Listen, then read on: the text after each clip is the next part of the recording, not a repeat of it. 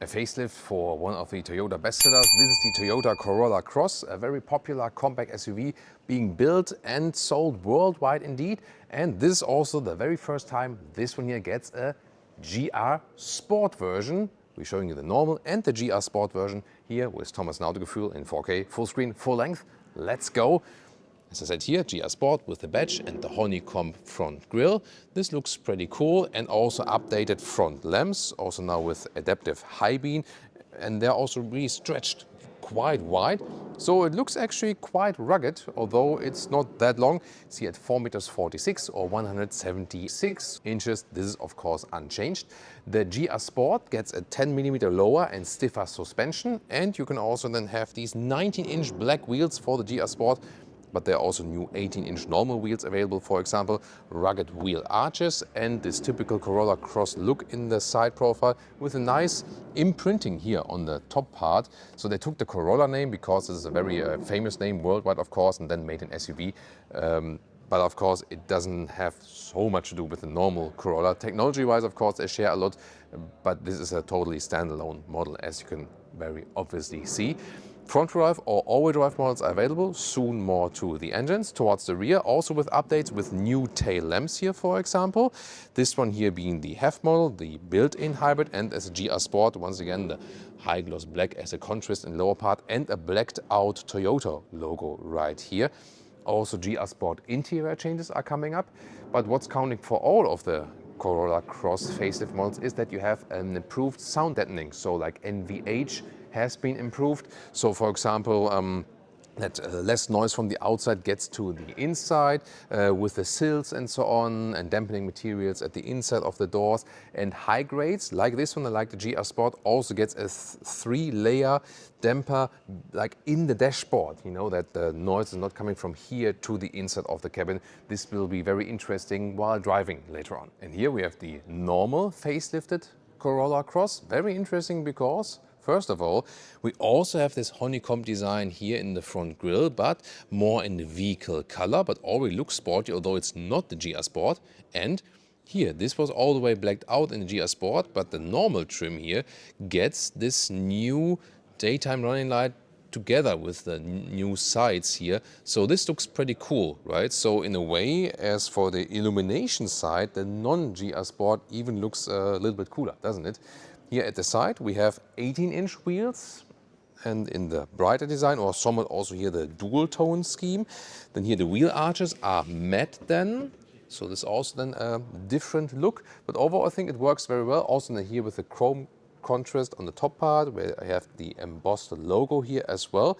And towards the rear, same new tail lamps, but then the lower part is different because here then you have once again the vehicle color in the very bottom part, and here a little bit more rugged look. Which one do you like better, GR Sport or here the normal look? Under the hood, 1.8-liter 4-cylinder hybrid or the 2-liter 4-cylinder hybrid. So here's no engine cover. This is like for the studio here, that the car doesn't die on us here with the battery. Here you need that stick here to keep it opened. You can as well also close it. So the like the slower or weaker hybrid has 140 horsepower front-wheel drive. The stronger hybrid, the 2-liter hybrid, has 200 horsepower and then front-wheel drive or all-wheel drive, and 7.6 seconds is the best acceleration figure then for the 200 horsepower version. Outside of Europe, so here only in this hybrid, outside of Europe they will also sell these engines as non-hybrids, and it's being produced for Europe in Japan actually, and there are different plans worldwide because there are so many different countries and markets where the Corolla Cross is being sold, and then it's also built in these respective plants, for example in the US in Alabama. This is here the key fob and door closing sounds. Is, I would say, okay, nothing special. Yeah. I think it works. And inside of the doors, this is here somewhat soft touch in the front at least, nice covering. And here could be a little bit softer for your elbow indeed, basic controls here, and also rugged at the inside of the doors. Welcome to this updated cockpit, 10.5 infotainment here on the right side, 12.3 digital instruments. And then here you have a nice covering for the dashboard, and this trim then here looks good, feels good as well. Glove box here also properly dampened. Good is that here you still have the climate knobs here, the manual ones to turn. They also sound quite nice. So here There we go, temperature changes and also the fan speed and so on, and the volume buttons on the screen here that you can still control something manual, not everything in the screen here. There's like a visualization for the energy flow. The software itself is, let's say, very basic. And then the middle console with a pretty cool GR Sport shifting lever. I mean, for such a compact SUV, that looks massive, this shifting lever here, but pretty cool. Then here, drive mode selector. For the 2-liter hybrid engine, you will also get a new snow mode, by the way. Then here, inductive charging pad, left side, but doesn't seem ventilated. Right side only to put another smartphone. I love these seat heating buttons. It's like in an airplane or something. Listen to that, pretty cool. Cup holders not adaptive, and then here armrest should be softer underneath, and here this also just folds down, some space on the inside, and GR Sport steering wheel, because first time here the GR Sport trim, red contrast stitches on the inside and rear buttons on the steering wheel, and of course now to the highlight, the GR Sport seats with an integrated head restraint styling, but you see they're still somewhat separated for real. They only look integrated when it's like this. Microfiber on the inside, the red accentuations on the outside, red contrast stitches. They look pretty cool. They're also really massive. And at the same time, they are very comfortable. So they bring sportiness, at the same time comfort here also to this interior. So also as a tall adult, 189, 6'2", very good seating comfort and also side support when you're in the corners and so on. Here some headroom left with 189, 6'2", and this then here, this glass roof. You could also apply this shade there. Look at that, it comes from the rear, and then it can cover all areas basically. There's a split then in between, but it's not that we could open the glass roof. And one more look here at the steering wheel with the real buttons and so on. And these are the digital instruments, full digital now.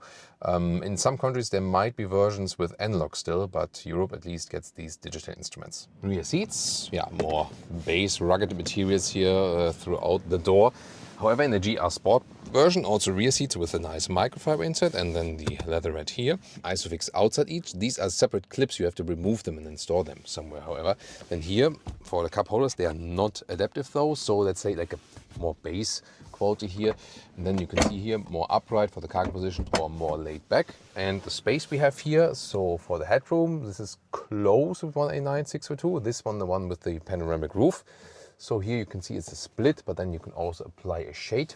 And the legroom does exactly fit for tall adults. When I'm also driving as a tall adult, these here you can see the more voluminous GR Sport seats. So yeah, we can check it out if the base seats deliver a little bit more space as for the legroom. Although this is an SUV, in the rear you sit relatively low for an SUV in the rear, gotta say. Trunk or boot, let's check it out. Check it out, y'all. Then here, cover, no rails on the sides.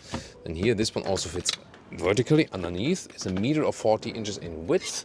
The length here is about 85 centimeters or 33 inches, and the height is here at 76 centimeters or 30 inches, well usable. Underneath you can see there could also be a spare tire then, depending on the version. JBL sound system here, the subwoofer in the rear, you can see it right here. And then we have to fold the seats like this and this. I'm gonna fold up, then you can check it out. This is like a kind of massive step here, definitely. But then again, you have more trunk height for that. And here the total length is at 66 inches or 1 meter 70. And here the cargo position like this. And then I have more space right here. Non-GR Sport interior, main difference is of course the seats. The GR Sport seats look pretty much cooler, definitely. And the base would be fabric seats. When you have the slick surface here, it's like a mix, as far as I know, of animal leather and artificial leather. And the GR Sport, as I said, with a nice microfiber. So the interior I like best with the GR Sport. The base trims, however, then as I said, fabric seats, because the Corolla Cross worldwide is also sold a lot in the low trim specs, especially for example, Northern American market. You have very accessible models, whereas in Europe, rather the high specs are being sold only, but then also at higher prices. And here I did find the fabric seats with the Corolla Cross, and they look actually quite nice. They're also softer than, you know, than the thick surface.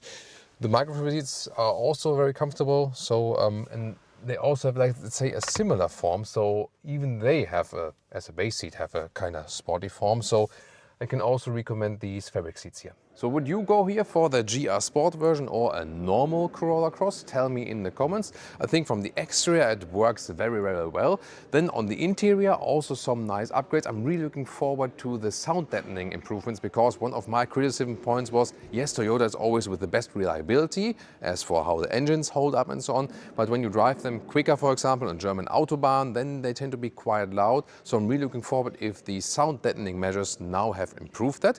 If you want to check out the pre-facelift version, we have a driving review of that one, or you maybe want to check out some other Toyota SUVs.